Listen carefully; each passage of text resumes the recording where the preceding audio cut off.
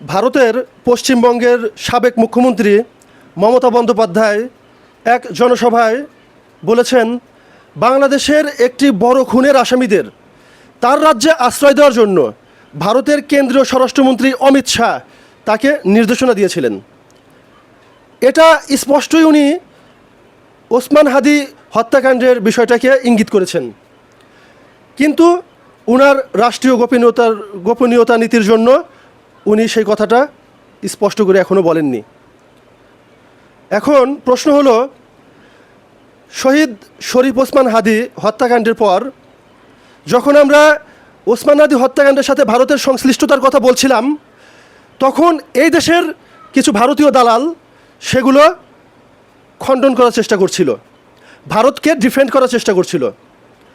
এখন যখন ভারতেরই একটা রাজ্যের সাবেক মুখ্যমন্ত্রী, সে মুখ্যমন্ত্রী থাকাকালীন কেন্দ্রীয় স্বরাষ্ট্রমন্ত্রীর কাছ থেকে কী নির্দেশনা পেয়েছেন সেটা যখন ফাঁস করে দিচ্ছেন, তখন এই দেশে যারা এখনও ভারতের দালাল আছে তারা এখনও ভারতকে ডিফেন্ড করে চলেছে যে সেই সাবেক মুখ্যমন্ত্রী এখন উনি পরাজিত হয়েছে, তাই উনার কথা নেওয়া যাবে না। যারা এই ধরনের কথা বলে তাদের উদ্দেশ্যে বলতে চাই, উনি যখন মুখ্যমন্ত্রী ছিলেন তখন উনি শপথবদ্ধ প্রতিজ্ঞাবদ্ধ ছিলেন যে রাষ্ট্রের কোনো গোপনীয়তা উনি ফাঁস করবেন না। এখন উনি মুখ্যমন্ত্রী নাই, এজন্য উনি এটা বলতে পারেন। মানে কতটা লজ্জাজনক ব্যাপার! আমার দেশ, স্বাধীন দেশ, সার্বভৌম দেশ, এই দেশে আমার দেশের একটা নাগরিককে হত্যা করে চলে যায় আরেকটা দেশের গোয়েন্দা সংস্থা, অথচ আমার দেশের নেতারা তার বিচার না করে, তদন্ত না করে, জড়িতদের শাস্তির আওতায় না নিয়ে এসে, বিচারের আওতায় না নিয়ে এসে, বরঞ্চ যারা জড়িত তাদের পক্ষে ডিফেন্ড করছে। এটা কতটা লজ্জাজনক একবার ভেবে দেখুন। কানাডায় ভারত তাদের ভাড়াটে সন্ত্রাসী বাহিনী দ্বারা সাহায্যে ভারতেরই খালিস্তানপন্থী নেতা হারদীপ সিং নিজ্জারকে হত্যা করিয়েছিল।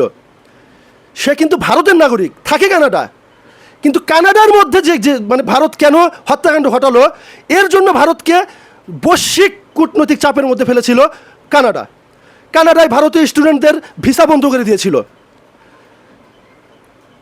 কানাডার মধ্যে ভারতীয় নাগরিক হত্যাকাণ্ড হয়েছে, কানাডার নাগরিক হত্যাকাণ্ড হয় নাই, তাই কানাডা এতটা রিঅ্যাক্ট করেছে, এই পরিমাণ পদক্ষেপ নিয়েছে। ভারতেরই আর এক নেতাকে আমেরিকায় মারার জন্য পরিকল্পনা করতেছিল, আমেরিকার সিআইএ সেই পরিকল্পনা ধরে ফেলে। পরবর্তীতে ভারতকে সারা পৃথিবীর কাছে আমেরিকা কীভাবে অপমানিত করেছে এটা সকলেই দেখেছেন। তাহলে ওই সমস্ত দেশের কী পরিমাণ আত্মমর্যাদা যে একটা বিদেশি নাগরিককেও তুমি আমার দেশে খুন করতে পারবে না।